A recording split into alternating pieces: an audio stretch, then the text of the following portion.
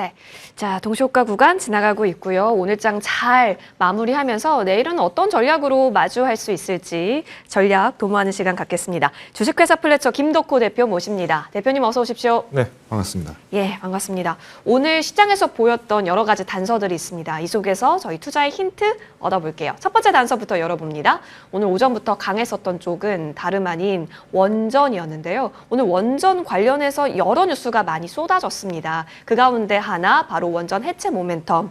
고려원전 1호기의 해체 관련해서 폐기물 입찰 사업이 이달도 될 수 있다 이야기가 나오게 됐습니다. 뭐 오르비텍, 두산에너빌리티 같이 좀 움직임 나오네요. 대표님 지금 우리가 해체라고 딱 띄어서 봐야 되는 거예요? 근데 원전 전체적으로 좋기는 한데요. 그렇죠. 그러니까 이제 원전 섹터 자체가 네. 사실은 뭐 지금 뚜렷하게 뭐 펀더멘탈이 바뀌었다거나 그런 게 아니라 시장이 전반적으로 좀 조정이 예. 나왔잖아요. 그러면 시장이 조정이 나왔다라는 거는 어떤 섹터를 보신다 하더라도 우리가 시장이 빠졌을 때 섹터가 살아납니다. 그 섹터는 단기적으로는 뭐 잠시 버팀목이 될 수 있겠지만은 뭐 그만큼 차익 매물이 또 빨리 나올 수밖에 없습니다. 제가 어제 1시 방송에서도 제가 방산주 관련해서 저 추격 매수를 해야 되냐 아니면 뭐 정유주 추격 매수를 해야 되냐고 말씀을 드렸을 때 제가 굳이 추격 매수를 하시는 것보다 오히려 지금 이렇게 조명을 잘 받고 있을 때는 상대적으로 펀더멘탈이 좋고 수출이 많은 기업들을 재매수를 해야 된다라고 제가 말씀드렸어요. 근데 오늘 시장에서도 사실 이런 놈들이 뭐 삼성전자나 SK하이닉스 같은 이제 대형 펀더멘탈이 강했던 기업들에게 주가 흐름으로 나타났다는 걸 좀 고려해 보신다면은 우리가 원전 섹터도 사실 지금 뭐 두산에너빌리티가 이제 10만 원 선에서 간당간당하게 왔다 갔다 하니까 많은 분들이 원전주 이제 좀 힘 좀 빠진 것 같다. 차라리 조금 순환매가 좀 빠르게 돌 수 있는 섹터들로 한번 옮겨가 보자 했던 게 웬걸 이제 발목을 잡게 됐다는 거죠. 자, 그러면 여기서 이제 폐기물 관련해서는 우리나라 국내 이슈입니다. 일단 고리 원전 자체도 가동을 오랫동안 해왔기 때문에 사실 안전성 문제로 봤을 때는 우리가 이제 어떤 뭐 원전뿐만 아니라 발전소도 사실은 화력 발전이든 뭐 천연가스를 발전을 시키든 뭐 태양광 풍력도 마찬가지고요. 사용 기한이 넘어가게 되면 사실 안전성 문제가 생기게 되기 때문에 뭐 폐기물 처리를 하는 것은 당연한 이치입니다. 근데 이번에 이제 이 원전 관련, 특히나 이제 폐기물 관련해서 이슈가 이제 부각이 됐던 건 뭐냐면은 우리나라에서 국내 이제 고리 원전기가 어떻게 보면 또 굉장히 또 여러 의미를 갖고 있는데 이 첫 폐기물 작업을 이제 인수를 하게 됐다는 거는 앞으로 먹을 먹거리를 누구한테 나눠줄지를 미리 선점한다는 효과가 있는 거죠. 지금 트럼프 대통령이 원전 많이 짓겠다 얘기하잖아요. 오죽하면은 한번 멜트다운으로 셧다운까지 했었던 스리마일 섬에 있는 원전까지 다시 가동시켜라는 얘기가 나오겠습니까? 그죠? 그런데 이 원전이 결국에는 시간이 지나게 되면은 고리 원전과 마찬가지로 수명을 다하게 됩니다. 이때 이거를 또 누군가 가져올 사람들이 필요하게 된다는 건데 그러면 우리나라의 뭐 두산에너빌리티뿐만 아니라 뭐 오르비텍도 있고 한전 KPS 많은 기업들이 지금 거론되고 있을 텐데 이런 기업들이 우리 한번 해봤으니까 우리 잘한다. 이걸로 명함 한번 내밀 거 아닙니까? 그래서 지금 원전 관련주들 중에서 원전 폐기물로 지금 오늘 섹터가 좀 강세일 뿐이지만은 결국은 길게 보면은 원전주가 원전 폐기물주를 결국에는 관리할 수밖에 없다라는 점에서 봤을 때는 우리가 지난 어제와 같은 이제 시장의 공포 장세가 나왔을 때 원전 시장에 대한 선장세가 계속 유효하다는 것을 우리가 확인해 본다라면은 계속 매집을 해가야 되지 않을까라고 저는 좀 판단을 하고 있습니다. 자, 좋습니다. 폐기라고 해도 결국에는 원전을 투영시켜서 바라볼 수 있는 섹터의 종목군이기 때문에 지금은 같이 좀 바라봐야 되는 구간 여전히 좋은 점수 주고 계시네요. 원전은 긍정으로 정리를 합니다. 자, 이어서 저희 두 번째 단서로 넘어가고자 하고요. 오늘 뭐 코스피든 코스닥이든 강하게 튀어오른 종목군 가운데 반도체에 대한 관심이 또 커졌습니다. 대표님, 아까 전에 저희에게 힌트를 좀 주셨어요. 어제 같은 공포감 자극하는 시장에는 전쟁 관련주를 매수할 것이 아니라 오히려 이익이 뒷받침되는 곳에서 재매수 관점을 노려야 한다. 그렇다면 먼저 1번으로 떠오르는 게 이쪽이잖아요. 그렇죠. 지금 삼성전자나 SK하이닉스가 뭐 전망치가 달라졌다든지 아니면은 뭐 설비가 뭐 중단됐다든지 이런 어떤 펀더멘탈과 관련된 이슈들이 하나도 바뀐 게 없습니다. 네. 오히려 지금 기대감이 더 커질 수밖에 없죠. 왜? 4월에 미국, 중국과 이제 정상회담 간에 이제 개최가 될 예정인데 지금 중국에서는 여전히 H200 칩 수입 안 하겠다라고 지금 하면서 엇장을 놓고 있어요. 이거는 작년에 11월에 이제 트럼프 대통령이 이제 시진핑 주석과 만나서 회담을 할 때도 회담을 한 이후에도 H200 칩 수출을 규제를 하겠다. 그 뒤에 다시 이제 올해 초에 들어와서는 H100칩 수출을 허가는 하지만 대신 미국 정부의 행정부의 이제 심사를 받고 난 뒤에 허가를 하는 식으로 가겠다라고 얘기를 하다 보니까 사실 시진핑 주석 입장에서는 우리가 화웨이 칩이 H100이라든가 아니면 블랙웰 칩처럼 성능이 그렇게 뛰어나지 못할다 할지언정 그래도 낮은 수준의 반도체 칩을 여러 개를 활용을 해서라도 구현이 가능하다라는 거를 이미 딥시크를 통해서 보여줬단 말이에요. 그렇기 때문에 H200 칩 수출에 관련돼서도 기대감들이 여전히 더 떠올 수밖에 없고요. 특히 미국 시장에서도 엔비디아도 한 2% 정도 상승을 했습니다. 근데 아이러니하게도 더 탄력이 높게 올라왔던 쪽은 브로드컴이나 혹은 이제 인텔 그리고 마이크론 테크놀로지입니다. 인텔도 지금 사실은 뭐 계속 CPU 시장 끝났다 얘기하는데도 불구하고 왜 인텔이 주가가 잘 가겠습니까? 지금 파운드리 투자를 계속 하겠다는 의지들이 지금 미국 행정부에 전달이 됐거든요. 그래서 오히려 저는 그만큼 이제 파운드리 수요가 공고하다는 것을 다시 한번 보여주는 시장에서 봤을 때 삼성전자, SK하이닉스에 대한 매력들은 여전히 커지고 있다는 점. 그렇기 때문에 우리나라에 있는 많은 장비주들 또한 오늘도 지금 시장 움직임이 좋은데 특히 장비주는 내수 쪽보다는 사실은 글로벌 기업들에게 수출을 많이 하는 기업들을 보시는 게 좋습니다. 그래서 뭐 여러 기업들이 많이 있겠습니다만은 저는 뭐 파크 시스템스도 좋고 또 이제 HP, SP, ST와 같은 기업들은 계속 우리가 주시를 할 수밖에 없다라고 말씀을 드리겠습니다.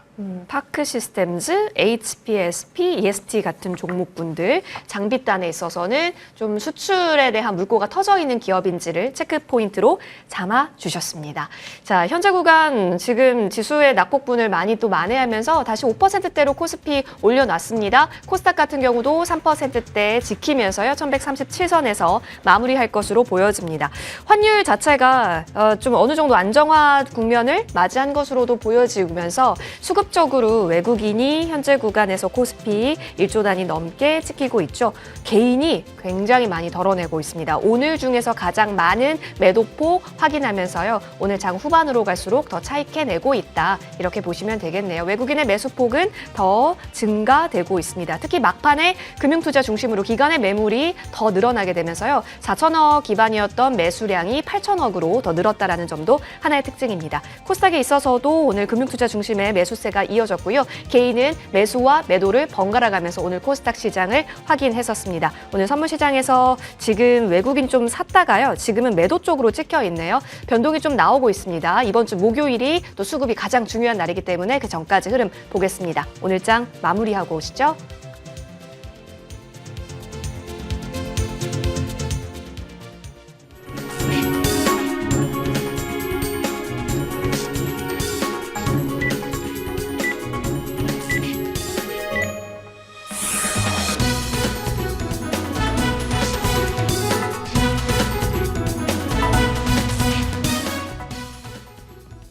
네, 현재 시간 3시 30분 10초 지나가고 있습니다. 지금 리스크의 진한 정도가 옅어질수록 우리 증시도 점차적으로 힘을 내는 모습을 보여주고 있습니다. 지난주와 비교했을 때 지난주의 추억이 스물스물 기어 올라오는 오늘장, 화요일장의 마감 상황입니다. 어제는 매도 사이드카 다시 한번 발동되는 모습을 보여주더니 오늘장에서는 매수 사이드카가 발동이 되면서 점차적으로 회복세를 보여주는 모습, 특히 코스피 지수를 중심으로 해서 점차적으로 말아 올려지는 지수의 마감 상황을 들여다볼 수가 있었는데요. 오늘 코스피 지수 5.34% 강세로 5,532선에서 마감하고 있습니다. 전 거래일 대비로는 280포인트 선 올라서고 있고요. 한때는 5,600선을 두드리기도 했습니다만 그에는 조금 못 미치는 모습으로 마무리되는 모습이었죠. 코스닥 지수는 3.21% 상승, 1,137선에서 마감되는 모습이었습니다. 코스닥의 경우에는 코스피보다는 오늘 조금 약한 모습이었고요. 달러당 원화 환율 26원가량 급락세를 보이면서 1,469원대로 마감한 점 수급 상황에 상당히 긍정적으로 해석해 볼 수 있을 만한 포인트가 되겠습니다. 이어서 수급 동향 함께 살펴보시죠. 코스피에서는 오늘 개인들이 팔자세로 일관하는 모습이었습니다. 1조 8천억 원가량을 팔아치우는 모습이었고요. 기관과 외국인의 양 매수세가 매수세가 유입되는 모습이었죠. 기관은 8천억가량, 외국인은 1조 넘게 순 매수세를 보여주면서 오늘 코스피 지수는 외국인이 강하게 이끄는 모습이었습니다.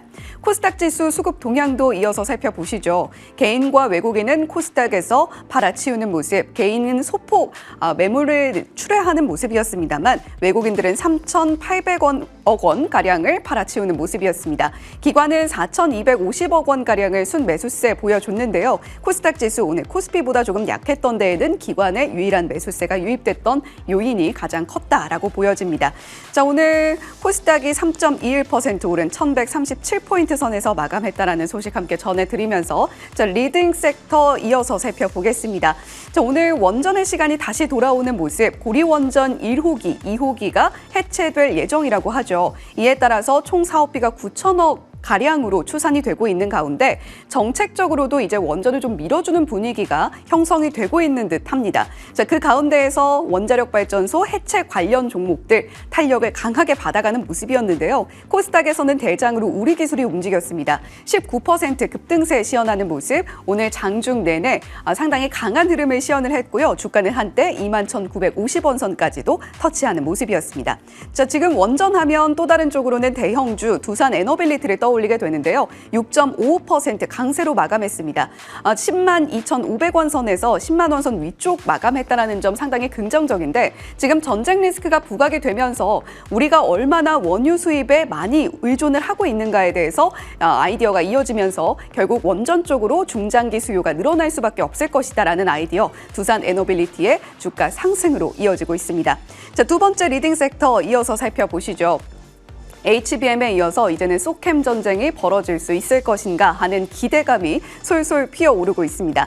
삼성전자가 업계 최초로 192GB 소캠2를 양산한다라는 소식이 들려왔는데요. 삼성전자가 엔비디아 향해 한 50%를 독점하게 될 것이다 라는 이야기도 흘러나오고 있습니다. SK하이닉스 역시도 소캠2 계속해서 포트폴리오를 확장하겠다라는 의지를 다지고 있는데요. 이렇다 보니까 소캠의 양산 그리고 확대 포트폴리오와 기대를 함께 안아가는 소캠 관련 종목들 상승 탄력을 크게 받아가는 모습이었습니다. TLB가 9.79% 강세로 이어지는 모습이었고요. TFE가 25% 강세 탄력 보여주면서 장 막판까지 조금 더 탄력을 강하게 받아가는 모습이었습니다. 5만 1,000원대까지도 터치를 하면서 5만 900원에서 마무리를 하는 모습이었고요. TFE에 이어서 대덕전자의 시세도 함께 체크를 해보시죠.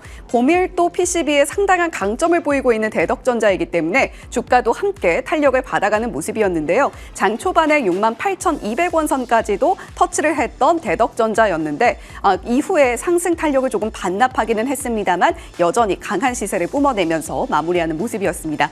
자, 그렇다면 오늘 이렇게 리딩 섹터 두 가지 살펴본 가운데에서 전체 머니맵은 어떻게 마무리를 했는지 함께 살펴볼 텐데요. 삼성전자와 SK하이닉스의 시세가 다시 돌아오는 모습이었습니다. 이에 따라서 반도체 종목들 표정이 강하게 피어나는 모습이었고요. 삼성전자는 8.3%의 회복세, SK하이닉스 무려 12% 급등하면서 마무리를 했습니다. 오늘 소부장단에서 가장 강한 시세를 뿜어냈던 쪽은 이수페타시스고요. 9.75%의 강세 탄력, 지금 외국인들의 수급도 상당히 많이 쏠려있는 부분도 확인이 가능합니다. 제약바이오 섹터 가운데에서는 ABL바이오와 리가켄바이오가 좀 빠지긴 했습니다만 전반적으로 분위기 좋았고요. 금융주에도 시세가 돌아왔습니다. 1에서 3%까지 상승 탄력 보여줬고 조선과 해운 섹터 어제장에서 조선 섹터가 일부 구원해주는 모습을 보여줬는데 오늘 장에서도 그 시세 좀 이어받아 가는 모습이었습니다. 오늘 게임 엔터 쪽에선 크래프톤의 8% 강세 탄력이 눈에 띄고요. 오늘 광통신 관련한 종목들 상당히 좋은 시세 뿜어냈었죠. RFHIC도 7% 넘는 급등세로 오늘 머니맵상에서 강한 상승 탄력 보여주면서 마무리를 했습니다. 그 밖에 항공 여행주들도 유가가 소폭 내리면서 강한 상승 탄력 보여주면서 마감했다는 점도 눈에 띕니다. 머니맵이었습니다. 네, 마감 현황 보고 오셨습니다. 일부 오르는 종목군은 오늘 지수와 함께 당연히 많았었습니다. 근데 이제 반등이 계속 이어질 수 있을까는 결국엔 유가에 달려 있다라고 해도 과언은 아닐 것 같고요.